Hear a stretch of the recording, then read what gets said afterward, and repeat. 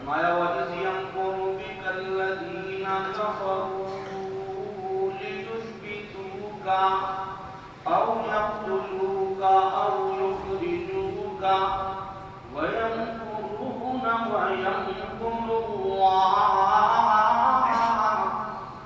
وَاللَّهُ خَيْرُ الْمَاكِرِينَ۔ انہوں نے تدبیر بنائی کہ یا تو آپ کو قید کر دیا جائے، یا آپ کو معاذ اللہ قتل کر دیا جائے، یا آپ کو مکے سے نکال دیا جائے۔ یہ بھی تدبیر بنا رہے تھے۔ رب تعالیٰ ان کی تدبیروں کا، ان کی سازشوں کا، ان کے حربوں کا اللہ تبارک و تعالیٰ ان کے مکر و فریب کو دیکھ رہا تھا اور جواب دے رہا تھا۔ اللہ فرماتے ہیں صرف یہ نہیں کہ آخری نبی کے خلاف سازشیں ہوئی، ان کے خلاف تدبیریں ہوئی۔ رب تعالیٰ فرماتے ہیں جتنے نبی آئے ان کے خلاف ایسی تدبیریں ہوئی، ایسی سازشیں ہوئی۔ وَقَدْ مَكَرُوا مَكْرَهُمْ وَعِندَ اللَّهِ مَكْرُهُمْ وَإِن كَانَ مَكْرُهُمْ لِتَزُولَ مِنْهُ الْجِبَالُ۔ انہوں نے ہر نبی کے خلاف ایسی سازشیں کی، حق کی آواز کو دبانے کی ایسی کوشش کی۔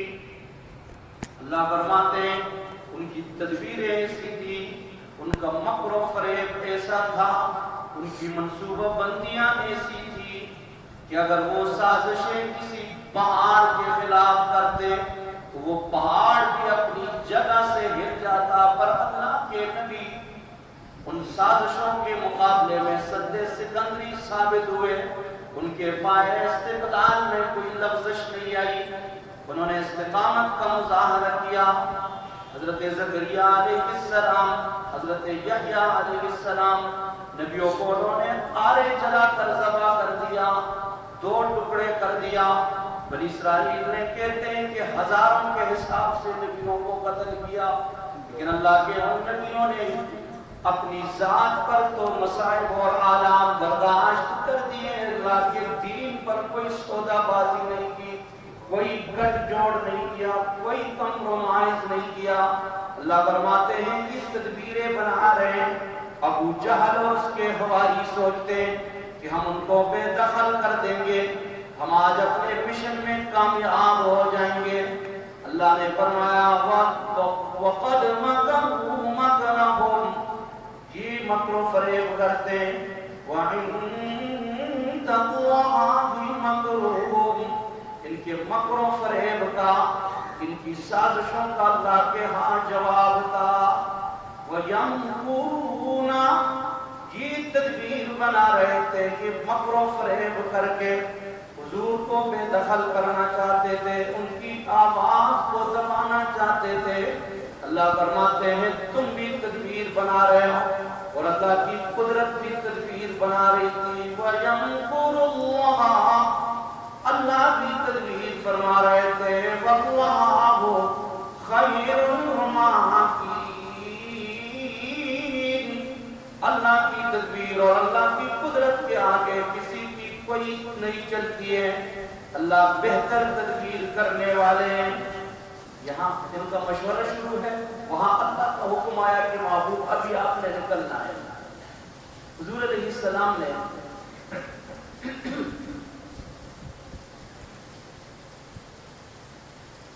رات کا وقت ہو گیا، جمع ہو گئے سارے کافروں نے حضور علیہ السلام کے گھر کے ارد گرد حصار ڈال دیا، اور آج ان کے تیور بدلے ہوئے ہیں، اور وہ ان کی آنکھوں سے نفرت کے شعلے نکلتے ہیں، اور ان کی تلواریں چمک رہی ہے۔ ان کو اپنی تدبیروں پر ناز ہے کہ آج ہم اس سراج منیر کی روشنی کو ہمیشہ ہمیشہ کے لیے ختم کرنا چاہتے ہیں۔ اللہ نے فرمایا تم تدبیر کرو۔ حضور علیہ السلام نے حضرت سیدنا علی مرتضیٰ شیر خدا رضی اللہ تعالی عنہ سے فرمایا کہ آپ میری چارپائی پر آرام فرمائیں اور میں نکلنا چاہتا ہوں، حصار لگا ہوا ہے، حضور علیہ السلام نے حضرت علی سے فرمایا کہ آپ کو بھی ساتھ لے جانا چاہتا تھا، لیکن ان کی امانتیں ہیں میرے پاس، جو قتل کرنے آئے ہیں ان کی امانتیں حضور کے پاس پڑی ہے۔ فرمایا کہ آپ ادھر، ہم تو پہلے نکلتے ہیں، آپ ان امانتوں کو لوگوں تک پہنچائیں اور پھر ہم آپ کا انتظار کریں گے مدینہ منورہ میں۔ ہم جب تک آپ نہیں پہنچتے ہیں ہم مدینہ منورہ میں داخل نہیں ہوں گے۔ حضرت علی فرماتے ہیں میرے دل میں پہلے تو خیال آیا کہ ان چمکتی تلواروں کا اور ان غضبناک اور انتقام برساتی نگاہوں کا میں کیسے مقابلہ کروں گا، ایک علی کو تو وہ قتل کر پائیں گے۔ پھر فرمایا کہ جو زبان نبوت سے نکلا ہوا جملہ ہے کہ علی قبا کے مقام پر ملاقات ہوگی، فرمایا مجھے اطمینان ہو گیا کہ اب دنیا کی کوئی طاقت مجھے قتل نہیں کر سکتی ہے، میں زندہ نبی کو جا کر ملوں گا۔ ایمان ہے، ایمان ہے، یقین ہے۔ کہتے ہیں کہ میں حضرت علی کی جرأت اور بہادری حیران ہو جائیں گے۔ فرماتے ہیں کہ آج رات جو میں حضور کی بستر پہ آیا اور حضور کی چارپائی پہ آرام کرنے لگا، اس شجاعت اور بہادری کو تب اللہ کے نبی نے فرمایا کہ یہ شعر خدا ہے، فرمایا کہ یہ اللہ کے شعر ہے۔ اس ماحول میں کہ بار دشمن انتظار میں ہے کہ ہم نے قتل کرنا ہے، حملہ کرنا ہے، اور حضرت علی فرماتے ہیں کہ زندگی میں جو میں مزے کی نیند سویا وہ وہی رات کی جو حضور کے بستر پہ سویا۔ یہ جرأت ہے، یہ بہادری ہے۔ اب حضور نکلے کیسے؟ گھر کے ارد گرد حصار لگا ہوا ہے۔ حکم ہوا، حضور علیہ السلام نے سورہ یاسین کی تلاوت شروع کی، سورہ یاسین کی تلاوت شروع کی اور پڑھتے پڑھتے قرآن کریم کی اس آیت پر پہنچ گئے، وَجَعَلْنَا مِن بَيْنِ أَيْدِيهِمْ سَدًّا وَمِنْ خَلْفِهِمْ سَدًّا فَأَغْشَيْنَاهُمْ فَهُمْ لَا مُبْصِرُونَ۔ کئی مرتبہ یہ آیت پڑھ کے حضور نے مٹی اٹھا ریت سے مٹھی بھری اور ایسے اس پہ چپ مار کے ان کافروں کی طرف یوں پھینکا۔ رب تعالیٰ نے اس میں طاقت ایسی ڈالی جیسے کہ کوئی سخت قسم کی آندھی آئے، کوئی طوفان آئے۔ اللہ تعالیٰ نے اس ریت کے ذروں کو یہ طاقت دی کہ ہر کافر کی آنکھوں میں جا کر وہ ریت کے ذرات پڑ گئے، وہ آنکھیں ملنے لگے، ان کی نگاہوں کے سامنے اندھیرا چھا گیا، اور اللہ کے نبی بالکل اکیلے تنہا تنہا اللہ کے پروسے پہ قرآن کریم کی تلاوت کرتے ہوئے سورہ یاسین پڑھتے ہوئے وَجَعَلْنَا مِن بَيْنِ أَيْدِيهِمْ سَدًّا، اس آیت کا ذکر کرتے ہوئے نکلے۔ کسی کافر نے دیکھا ہی نہیں کہ اللہ نے ان کو کیسے نکالا، سیدھا حضور یہاں سے نکلے، یہ انتظار میں ہے کہ ابھی کوئی دیکھیں گے، حرکت کریں گے۔ حضور سیدھا پہنچے حضرت سیدنا ابوبکر صدیق رضی اللہ تعالیٰ عنہ کے دروازے پر۔ کمال ہے، کمال۔ وہ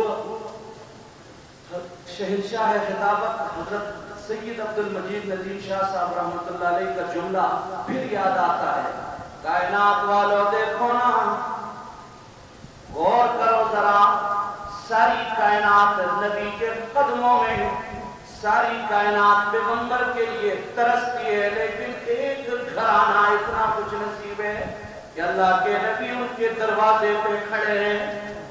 حضرت ابوبکر، آج کسی کے گھر میں کوئی دنیا کے اعتبار سے کوئی بڑا آدمی آ جائے تو وہ لوگوں کی عادت ہے جلدی سے اس کو تصویر دیتے ہیں، کہتے ہیں وہ جی فلانے بڑے ساتھ جو ہے ہمارے گھر آئے تھے، اپنے لیے اعزاز سمجھتے ہیں۔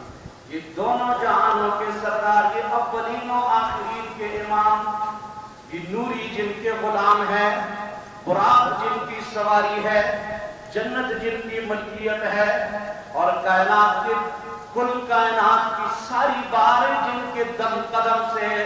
یہ کل کائنات کے ایسے بادشاہ جو بادشاہوں کے بادشاہ، نبیوں کے امام، سرکار مدینہ، سرور قلب و سینہ سب کے دے صلی اللہ علیہ وسلم۔ آج حضرت سیدنا ابوبکر صدیق کے دروازے پہ دستک ہوئی۔ محبت کا انداز ایسا ہے نا، محبت کا، ان کو محبت ہوتی ہے یہ وہ سمجھتے ہیں، خوشبو آتی ہے، خوشبو محسوس کرتے ہیں، خوشبو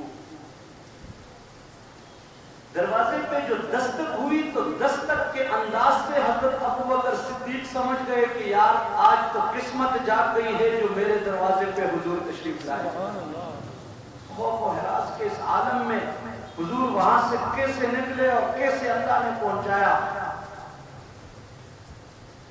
دنیا والوں کو اس سے ایک سبق حاصل کرنا چاہیے. مشکل مقام پہ، جس مشکل مقام پہ، مشکل سے مشکل ترین مقام پہ انسان جس طرف رجوع کرتا ہے تو اس سے اندازہ ہوتا ہے کہ یہاں کا تعلق ایسا ہے، یعنی حضور کا اور ابوبکر کا وہ تعلق ایسا مضبوط تعلق ہے کہ اس تعلق کو دنیا کی کوئی طاقت مشکوک نہیں بنا سکتی ہے. ابو جہل کو بھی یقین تھا تعلق ایسا ہے، اللہ کو بھی یقین. حکیم الامت مجدد ملت حضرت مولانا اشرف علی تھانوی صاحب رحمۃ اللہ تعالی علیہ نے ایک روایت نقل کی ہے اپنی بہترین معرفت الآراء کتاب سیرت پر بے مثال نشر الدین فی ذکر النبی الحبیب صلی اللہ علیہ وسلم. کہتے ہیں کہ جب حضور علیہ السلام شب معراج تشریف لے گئے نا اور ایک مقام ایسا آیا کہ اس مقام پر جبریل بھی آگے اب نہیں جا سکتے ہیں اور حضور تنہا آگے اللہ تبارک و تعالی کی عظمتوں کے انوارات اور تجلیات کے سایوں میں نور کے پردوں کو آگے عبور کرتے ہوئے جانے لگے تو تھوڑے سے اللہ کی عظمت اور اللہ کے نور کی تجلیاں کیسے برداشت کریں. تو حضور علیہ السلام کو ایک روح کا احساس ہوا، تھوڑا سا دل گھبرایا. فرماتے ہیں کہ اللہ تبارک و تعالی نے یہاں حضور علیہ السلام کی تسلی کے لیے جو سامان فراہم کیا وہ کیا تھا کہ اللہ تبارک و تعالی نے حضور کے کانوں میں حضرت ابوبکر صدیق کی آواز ان کو پہنچائی کہ گویا کہ وہ ان سے ہم کلام ہے. یعنی اللہ کو بھی پتہ ہے، اندازہ ہو رہا ہے کہ حضور کا اور ابوبکر کا جو تعلق ہے، اللہ تو علیم بذات الصدور ہے.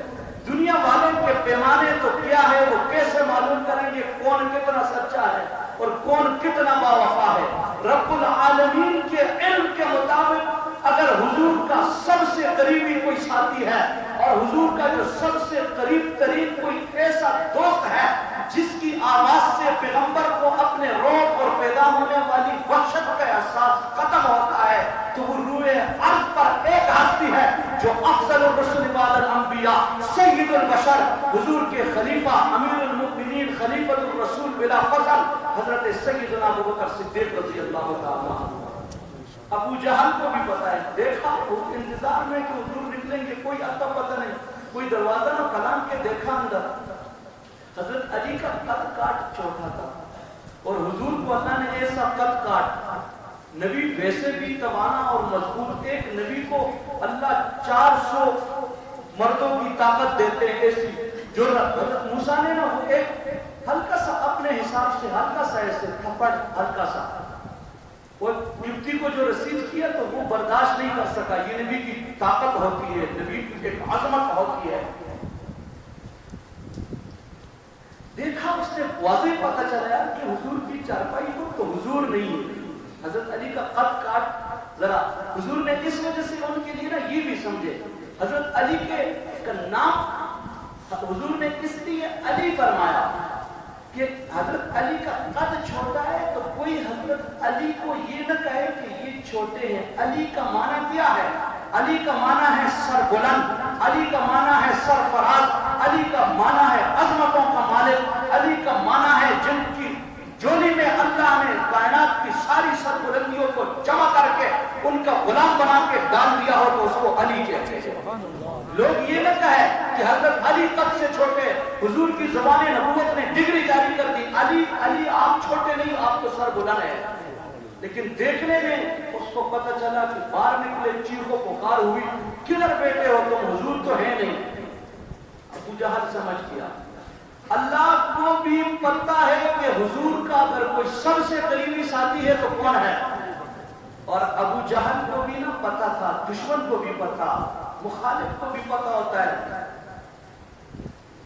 کون ہے ان کا ساتھی. ابو جہل نے کہا بھئی اور کہانی ختم کرو، سیدھا پہنچنا ہے ابو بکر کے گھر. پتہ چل گیا اس کو کہ اگر یہاں نہیں نا تو سیدھا پہنچو حضور کہاں ہوں گے؟ ابو بکر صدیق رضی اللہ تعالیٰ عنہ کے گھر میں ہوں گے. یہ حضور علیہ السلام کا اور یہ حضرت سیدنا ابو بکر صدیق رضی اللہ تعالیٰ عنہ کا تعلق ہے. حضرت علی سے پوچھا ہے انہوں نے, حضرت علی کہاں کدھر ہے حضور؟ فرمایا چلے گئے دنیا نا. حضرت علی نے یہ نہیں کہا کہ مجھے پتہ نہیں ہے, انکار بھی نہیں کیا, اور ایسے طریقے سے نا جرت سے بات کی کہ اللہ کے نبی نے اگر مجھے شیر خدا کہا ہے, آج اگر میں جھوٹ اور غلط بیانی کروں, لوگ نا کچھ لوگوں کا نظریہ ہے کہ حضرت علی رضی اللہ تعالیٰ عنہ جو شیر خدا ہے جس پر جرت اور بہادری کی انتہا ہے, کہتے کہ انہوں نے تو حضرت ابو بکر کی خلافت کو مانا نہیں تھا, صرف برداشت کیا تھا اور وہ حق ان کا تھا, اور حضرت معاذ اللہ غلط نظریہ پیش کیا ہے, بس وہ خاموش رہے اور انہوں نے تقیہ کر دیا ہے. حضرت علی کی جرت اور بہادری اس چیز کی اجازت نہیں دیتی ہے کہ حضرت علی کیا کرے, تقیہ کرے. حضرت علی نے حضرت ابو بکر کی خلافت کو تسلیم کیا اور حضرت عمر کی خلافت کو تسلیم کیا, حضرت علی کے صاحبزادوں شہزادوں نے تسلیم کیا, حضرت عثمان کی خلافت میں چلے اور ان کو امیر المؤمنین تسلیم کیا, ان کے پیچھے نمازیں پڑھی, کرتے کرتے خلافت حضرت حسن کو پہنچی, حضرت حسن سے حضرت حسین, حضرت حسین سے حضرت امیر معاویہ, دونوں شہزادے حضرت امیر معاویہ رضی اللہ تعالی عنہ کی امامت کو, ان کی امارت کو امیر المؤمنین کو تسلیم کیے ہوئے ہیں. بات چل رہی ہے جہاں حضرت علی کے گھرانے میں جرت ایسی ہے, صداقت ایسی ہے, سچائیاں ایسی ہے, یہ بات ہمیشہ کے لیے یاد رکھتے. ایک آیا نا جو اس قابل نہیں تھا کہ اس کو تسلیم کیا جائے, غور کریں, ایک آیا جو اس قابل نہیں تھا کہ اس کو یزید کہتے ہیں, تو حضرت حسین نے پھر یزید تقیہ کیا ہے, تقیہ نہیں کیا ہے, سر میدان حضرت حسین نے یزید کی اس بدماشی کو للکارا ہے, یہی یزید کے اس ظلم کو اور ناروا حکومت کو حضرت حسین نے آ کر کہا ہے کہ ہم تسلیم نہیں کرتے ہیں. اگر حضرت علی اور حضرت علی کے گھرانے کا کوئی فرق معاذ اللہ کبھی تقیہ کرتے تو زندگی میں وہ جس طرح پہلے اگر کسی کا نظریہ ہے کہ انہوں نے تقیہ کیا ہے تو تقیہ کر کے وہ یزید کی حکومت کو بھی تسلیم کرتے, لیکن باقیوں کو جو تسلیم کیا خلافت ان کا حق تھا, سچائی ان کے ساتھ تھی اور وہ اللہ کی طرف سے منتخب تھے. جب یزید آیا تو حضرت حسین نے اس کو تسلیم نہیں کیا. یہ دلیل ہے اس کی کہ حضرت علی تقیہ, آج حضرت علی نے جھوٹ نہیں بولا, تشریف لے گئے, پوچھا کہاں ہے, ابو جہل پوچھتا ہے, کوئی غلط بیانی نہیں کی, کوئی غلط بیانی نہیں کی. یہ تو حضرت علی ہے, علی تو بہت بڑے ہیں. دارالعلوم دیوبند کے محتمم حضرت مولانا قاسم نانوتوی رحمۃ اللہ تعالی علیہ, انگریز فرنگی کی حکومت جس کے دور حکومت میں سورج نہیں غروب ہوتا تھا, قاسم نانوتوی کے خون کے پیاسے ہیں, رپوش ہو گئے. 3 دن تو رپوش رہے. 3 دن رپوشی کے بعد انہوں نے فرمایا کہ حضور علیہ السلام غار ثور میں 3 دن رپوشی اختیار کی تھی, اور 3 دن کے بعد آپ نکلے تھے, تو یہ سمجھا کہ سنت یہ ہے کہ 3 دن سے زیادہ رپوشی جائزہ سنت کے خلاف ہے. حضرت قاسم نانوتوی باہر نکلے کہ حضور نے تو 3 دن رپوشی اختیار کی تھی, میں بھی 3 دن رپوشی اختیار کروں گا, اور اس کے بعد نہیں. باہر نکلے, فرنگی حکومت کا نا ایک کرنڈا میرا جو خون کا پیاسا ہے, جانتا نہیں تھا, کہا قاسم نانوتوی کہاں ہے, آج امتحان ہے قاسم نانوتوی پیغمبر عربی کے غلام کی سچائی کا. کہا کہ اگر یہ بتاؤں کہ کدھر ہے, میں ہوں, کون ہے, قاسم نانوتوی رحمۃ اللہ علیہ کہتے کہاں ہے, تو اپنی جگہ تبدیل کی. غور کرے, جگہ تبدیل کی, اور اس کارندے کو یہ نہیں کہا کہ یہاں پر نہیں ہے, کہتے کہ تھوڑی دیر پہلے تو ادھر ہی تھے, تھوڑی دیر پہلے تو ادھر ہی تھے. یہ 14ویں صدی کا غلام ہے جو پیغمبر کے زمانے سے اتنا دور ہے, اور جو ایک امتی ہے, اور جو پیغمبر کی امت کا ایک عالم ہے, نبی کا ایک وارث ہے, جس کی سچائی یہ ہے کہ وہ جھوٹ کا لفظ تو شیر خدا ہے، ان پر تو جرت و بہادری کی انتہا ہے، وہ کب جھوٹ بول سکتے ہیں، وہ کب نتیجہ کر سکتے ہیں۔ فرمایا کہ چلے گئے، کہاں گئے؟ فرمایا کہ جہاں انہوں نے جانا تھا، جہاں، اب سوال یہ کہ کوئی پوچھے کہ ابو جہل اس سے آگے بھی پوچھتا نا کہ کہاں جانا تھا، تو ابو جہل کو بھی پتا تھا کہ میں اگر ابو جہل ہوں، میں اگر مکے کا سردار ہوں تو حضرت علی بھی جرت و بہادری کے پہاڑ ہے، یہ مجھے کبھی بھی جواب نہیں دیں گے۔